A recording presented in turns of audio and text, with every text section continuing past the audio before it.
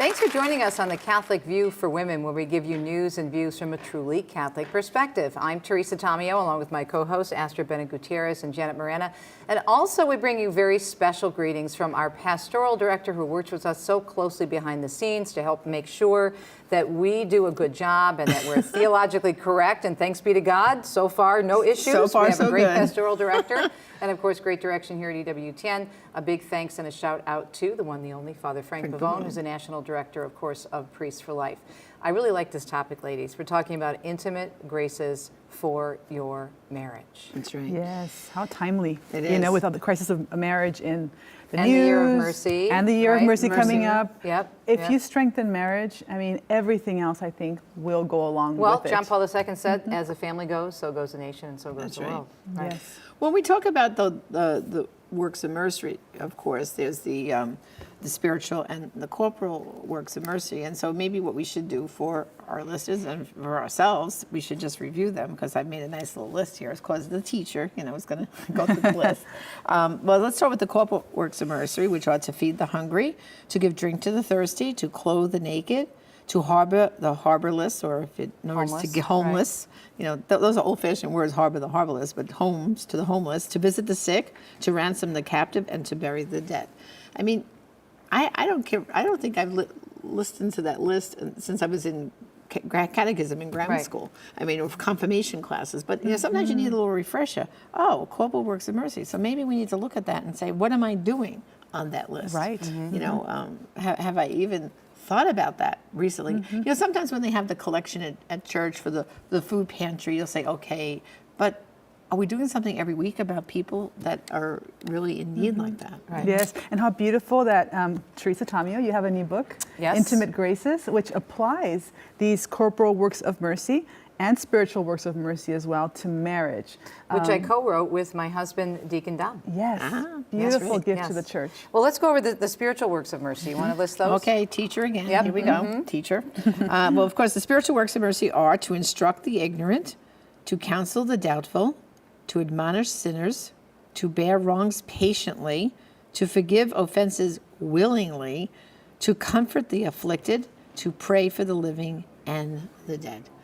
I mean, some of these, Teresa, first of all, I mean, when you think about this, to bear wrongs patiently, that's probably, you know, like how quick it is when someone's done something wrong to us. Even if it's in the tape recorder in our brain, we're playing it over and over again. You know, Father Pavone was my spiritual director for many years, and he used to say what we need to do is press the stop button and stop rewinding the tape. Because isn't that what we tend to do? If someone did something, especially within our family, the recording keeps playing. And it's very hard to bring about forgiveness if you keep going back to what happened. To bear wrongs patiently and to forgive offenses willingly. Yeah. That's another one. That's another one. Yeah, it's Yeah. a grace and a gift not only to the person, but you know, when you finally forgive, you feel like you're free, you know, free, and then free to love that person. Because if you're holding a grudge, you're not even probably praying for that person, you know. Right. So what a gift to be able to practice this. And of course, that comes in here with the to pray for the living and the dead. I think very often we only pray for them or for our needs of ourselves in the moment. Like, okay, Lord, pray for my daughter who's trying to pass her exam. Pray, you know what I mean? Like, but do we pray for them just on a daily basis in general? You know, or you know, things like that. Of course, for the dead, we usually always pray for those. We pray for them at Mass, but I don't know, like, do we just do it when we have a specific need, or why don't we just pray for our family relations, you know, to improve, you know, because very often, you know, especially I always find around different holidays, you know, Christmas, Easter, Thanksgiving, the tensions mount, when you say, and that's when we really have to practice these spiritual works of mercy. But how many of us think about the works of mercy, whether it be the corporal or the spiritual works of mercy, to apply them to our relationships, whether it's a marriage, whether Right. it's friends, whether it's, you know, somebody in the immediate family? Because I think growing up, as you said, Janet, we were taught to, and I think beautifully, to understand this is to make a difference out there in the world. And we would associate them, of course, with many of the beautiful teachings of the Church on social justice, which are great. But this gives it a whole new perspective when you go through this list, as we had to do for the book. and really apply it to relationships, especially right. marriage. But, so Teresa, I mean, especially for Deacon Dominic, I was at Dominic's ordination. It was so beautiful, and now you're the wife of a deacon, which is a special role. See, everyone knows her as Teresa Tamio, the radio hostess that's with the mostest, but they don't realize she's also the wife of a deacon, which has a whole nother Yes, level of a whole different responsibilities. role, right. God, it's wonderful. And I bet you can address this. Being the wife of a deacon, you can say like that, and probably you talk to the other deacons' wives, it puts another little strain onto the marriage, right? Because of now he's got to be all over doing baptisms and helping at wake services and all this. And what does that do? Well, I think there's a big responsibility that comes with the diaconate. And for us, I think we were prepared for it because my life has always been so extremely busy with my work as Right. prior in the secular media and even now in Catholic ministry. But we had some good prep time because formation for a deacon in most archdioceses or dioceses is between 4 and 5 years. Wow. And so during that time, they're going to formation weekends, they're going to classes in the Archdiocese of Detroit. They take their classes, their education portion of it is done at the fantastic Sacred Heart Major Seminary. So he was gone 2 or 3 nights a week. Right. And then he had formation weekends once a month, which I had to attend with him. And then he had internships that he had to do. And he had, other activities. He had to go for practice, sessions regarding, the altar and the altar preparation and whatnot and homiletics and everything. So that kind of prepared us for the busyness of being a deacon. And usually now during the week, because he still works full time, so that adds on to it. Adds on, right. He usually has about 2 or 3 events during the week, whether it's a funeral service he has to preside over, or maybe he has a parish council meeting or something else, and then he has 2 or 3 weekends, or 2 or 3 masses over the weekend, and he preaches once a month. But I will say this, for me, it is such a blessing to see him blossoming in his diaconate. I don't see it as a burden. And I guess maybe because I'm used to being so busy.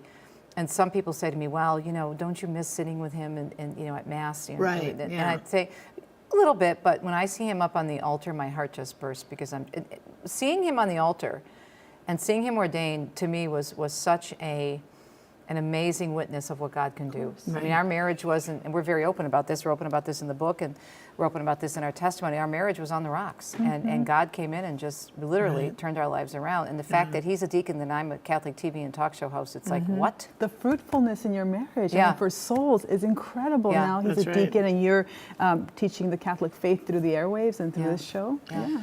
Well, I also remember because I was at the ordination, and I remember the next day at Mass, when Dominic was on the altar for the first time as a deacon. I think we were both practically crying. It was we very were emotional. crying, and it Yeah. was very emotional, but it was so beautiful. And of course, Father Frank Pabone was there celebrating Yes. with your pastor, and it was like, forget it. Teresa and I were a mess. It was just the two We of were a them up mess. there. Yeah, Praise yeah. God. You That's know. wonderful. But tell me just briefly the other deacons' wives, because you now you come together for retreats Right. and what are, because people might be listening right now and they might be curious.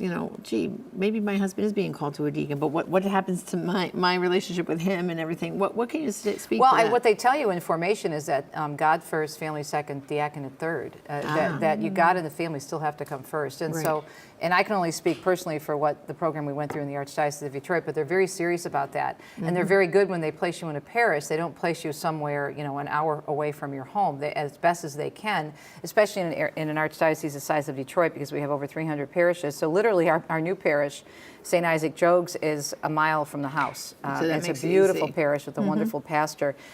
So they were great. But in terms of, it's a process you go through, and you accept the fact that, he's making a huge commitment to the church, as we saw in the ordination when they lay down on the altar. That's very, very powerful.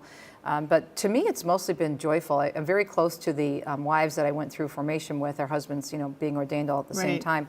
And we're so excited and feel like this is such a blessing that I haven't heard any complaints, really. That's great. We Well, so love being a maybe- deacon's wife. It's a powerful ministry. And of course, the diaconate, I think, is growing all over the country. Yes. So maybe this will be an inspiration. Maybe God is calling someone. I think it's watching important, right though, now, to note, and getting back to the corporal and spiritual works of mercy, it's all about putting the other person first, which is what First. marriage is supposed to be anyway. Right. And the corporal and spiritual works of mercy, which we addressed in the book, which we're going to talk about after the break, they really help you align your thinking properly Right. as a spouse. And for me, I love the fact that I can put Dominic first in this, because for so long my career, which was so demanding, was first. And they do a very good job of preparing you for this through formation. But the women have to be signed on to this, because this is what's important about the diaconate, because it's not just the husband, because there are men. We did have one of our friends who was ordained, and he's single, so he will remain single the rest of his life because he became a deacon now and can't get married. But the rest of them were married men with children and grandchildren. And the women have to be along every step of the way.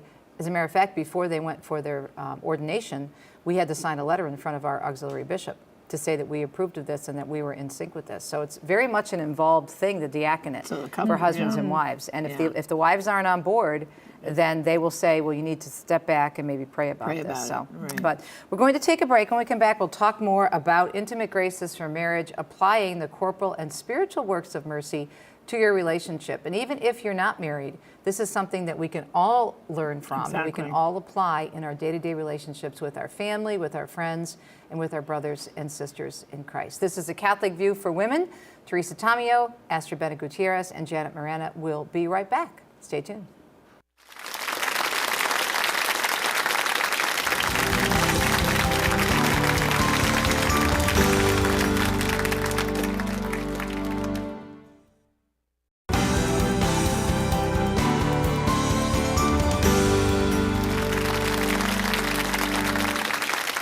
Thanks so much for joining us on another episode of the Catholic View for Women, continuing our discussion on intimate graces for marriage and other relationships, because we can certainly apply the corporal and spiritual works of mercy to other relationships in addition to marriage. That's right.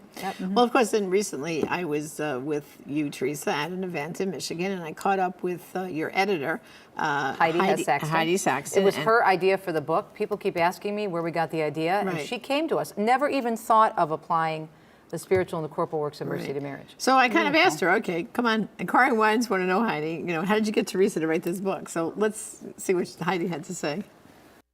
My husband Craig and I have been married for 16 years, and we've adopted 2 beautiful children from foster care.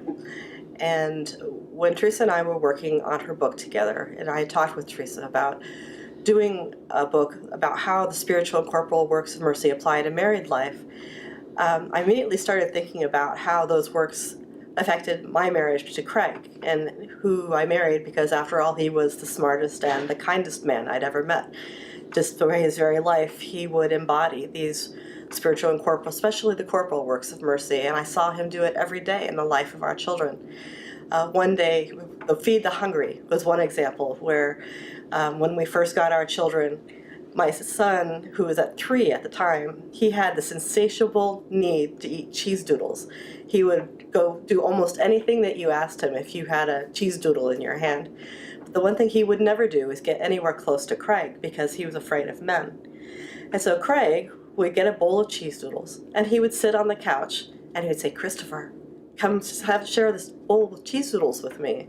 Christopher would say, "No." And then he'd say, "Oh, come on, Christopher, they're delicious. Here." He'd take one, he would chew it. "Oh, they're delicious, Christopher. Won't you come and have some cheese doodles with me?" "No." And Christopher would be hiding underneath the table and would refuse to come out. So finally, Craig, who's 6'2", big man, would get down on his hands and knees, and he would crawl a little closer to the table, and he would push the bowl just a little bit closer to Christopher. Christopher would reach out and grab a cheese doodle and dive back underneath the table. And over time, over the course of about a week, the bowl would get closer and closer back to the sofa, and Craig would be on there. And then after about a week, I would come up there and I would find the 2 of them with orange rings around their faces. Craig had found a way to feed my son body and soul. And for that reason, and for many others, I am so thankful that he's my husband. In this book, Intimate Graces, Teresa shares her own stories with Dominic. And I came to appreciate and admire how much the 2 of them really complement each other in the way that they bring out the best in sharing those kinds of graces, the way that my husband shared those graces with our children. And I'm hoping that in reading this book that you're going to find new ways to experience and to bless others with those graces as well. Marriage is one of the most intimate of all human relationships. This person gets to see you at your very best and your very worst. And sometimes, like I was 35 when I went into marriage. My husband was 45. We had lived very full lives before we entered into that sacrament, and we brought a lot of baggage with us as a result. And one of the intimate graces that I experienced, and through the spiritual and corporal works of mercy, which are really expressions of God's love for us. We imitate God by practicing these works of mercy on other people, and particularly on our spouse. The works of mercy are like little windows into the heart of God, and they teach us how to show authentic love to other people, and especially at the times when people are least lovable, when they are hurting or when they're afraid or when something is going on and they seem a little remote or distant or cut off from that intimacy of your marriage. Sometimes being able to reach out in that very practical way can make the difference between restoring peace and continuing the tension. And so these works of mercy are both a healing medicine for the one who's hurting, but it's also an encouragement and a balm for the one who has been hurt. My parents have celebrated just 52 years of marriage, or did last January, when a stroke suddenly changed their lives forever. And my mother was placed in a memory care facility. And after 52 years of marriage, my father, who had been taken care of all those years by my mother, who stayed at home and took care of him, suddenly found himself in a marriage to someone who was very angry, inexplicably angry, and very cut off from the rest of the world. And so I've sat there and I've watched my father as he's continued to love and continued to reach out to her, even when she wasn't able to receive it. And I think there are going to be times in marriage where those acts of mercy that we try to extend to the other person won't be understood or won't necessarily be received. And yet they're also a measure of grace for us, so that the hurts that we receive at the hands of a spouse who is himself or herself hurting, those things don't need to wound us as deeply if we're willing to continue to extend ourselves, just trusting in God's providence and that God will bring about what's best for both of us and will guide us both safely to heaven. So if you're out there and you're in a place in your marriage where you feel like you're not being heard, you're not being understood, you're not being loved, these mercies that you can read about in Intimate Graces and by meditating on what measure of grace do you want me to bring to this person, God, for my sake as well as hers or as well as his. What can I do so that I can be more like you today? Wow. Beautiful. Yeah. And of course, I'm really this is the book. really enjoying your book, Teresa, Intimate Graces. And what it shows is that by applying these corporal and spiritual works of mercy to your spouse, you're loving them. And love is the meaning of marriage. And one particular anecdote that I just love in this book, and it's a wonderful book, but this really shows how love allows you to see the person the way God sees the person. This is from Deacon Dom, your husband. Yeah, that's the other thing about the book is we each wrote it in our own voice. Yes. I wrote part of it, and then Dom wrote part of it, and then there were other couples that gave their testimonies, and they did the same thing. It was the man and the woman writing separately. Yes, a great style, and this one story really illuminates when you see somebody with eyes of love.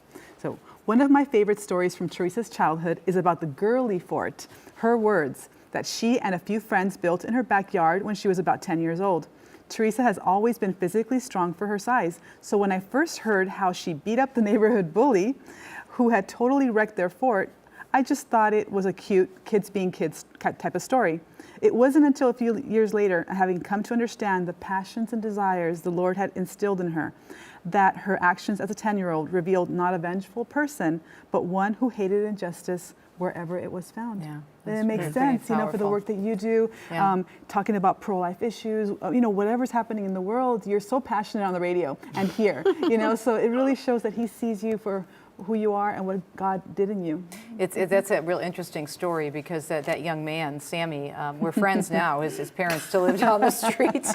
And actually, he eventually apologized. Now, certainly we are not in any way, shape, or form recommending violence or any type of physical altercations to solve a problem. But it rose out of because he was, and he even admitted later, he said, yeah, I was a pretty bad kid. He basically just ruled the roost and bullied everyone. Right. And he ran ramshot over the neighborhood. And I felt that this was so unfair. How could one little boy make everyone else so miserable? And why are we putting up with this? And the That's girly right. fort He was has to the be straw that stopped. broke the camel's back. But again, as Dominic recognized, it was the I can't stand injustice. That's why I'm so pro-life. It just drives me absolutely nuts. And I'm like that when people attack Jesus. I'm like that when people attack the church. Not that I go around and get into fist fights. No, Right. I'm talking about a passion.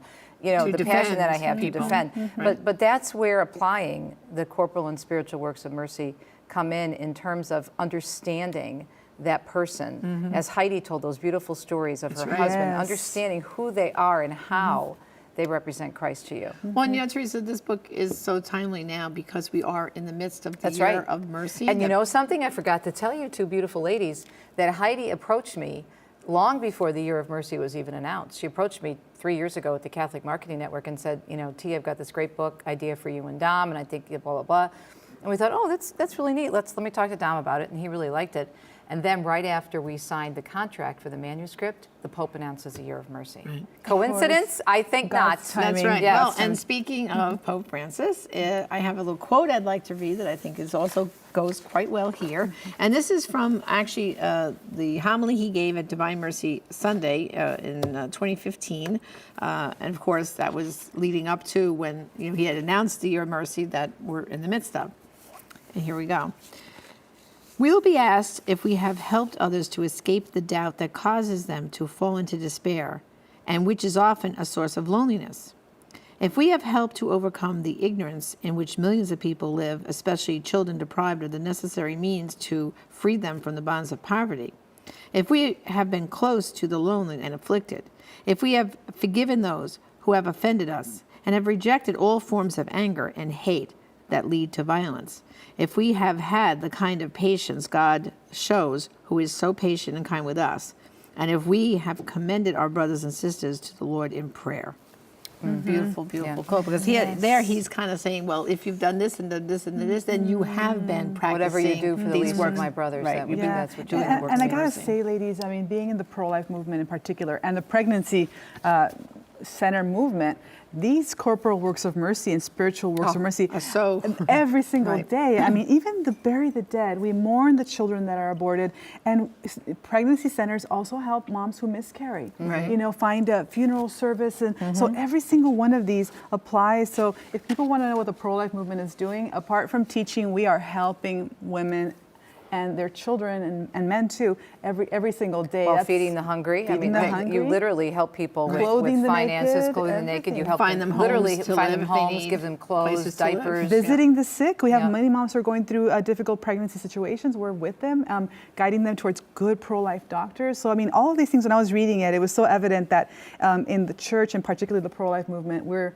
practicing this. So just a salute to all those working in the centers, you know. Thank you very much. Also, and I think about the way we apply the corporal and spiritual works of mercy in our own life with other Right. relationships, because I was asked to do a talk on this book not too long ago, but it was a mixture of married couples and singles and people at different stages in their life. And so I started to go through the book and go through the corporal and spiritual works of mercy again, and I realized, well, these are things we can all do, and I applied it to marriage, not only marriage, but family and just our day-to-day relationships. You know, our ultimate goal as a spouse is to help the other person get to heaven. And right. for a parent, it's to help the children get to Yes. heaven.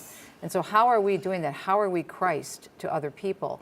And the corporal and spiritual works of mercy can really lead us to that. That's right. Yes. Yes. Well, then, of course, with all this in mind, of course, for Astrid, you said how much you enjoyed reading the book, and yet you're not married. So maybe we could give a little insight to others who maybe are not married, but the book could benefit them too. Absolutely. It's about love. The book is about love. And I think Right. it could be applied to any relationship, really. Right. So Yeah. please get that book. It's beautiful. And it's a great also gift, a too. shout out to the couples who, there are 3 or 4 couples in here who gave us their testimony, and they're pretty that was powerful, in very nice. different situations. One couple struggled with great financial debt and had to work together to come out of it. Another couple struggled with infidelity and some other issues. Another couple was, they were in a mixed faith marriage, and the husband was heartbroken because his wife took a very long time to convert to Catholicism. So there were a lot of really very in-depth and strong stories in there about challenges couples faced. Well, and this to me is a really nice present too, to give couples who are engaged. Yes. Read it before they're married, Yes. because this It could be help. for marriage Absolutely. enrichment. It could be That's for right. marriage prep. And we're also working on, guess what, a study guide for diaconate formation.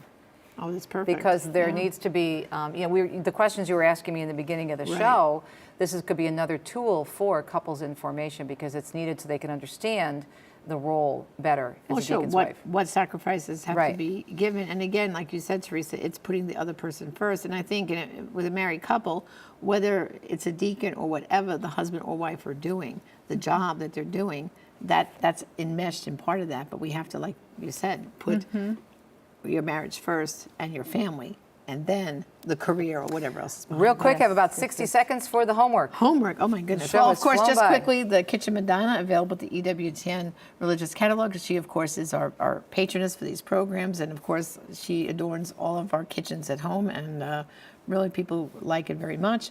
The next thing of our homework is, of course, you can get the copy of Intimate Graces by going to the EWTN Religious Catalog. And also, there's a beautiful DVD series by Father Andrew Apostoli, also at the Religious Catalog, called Living the Works of Mercy.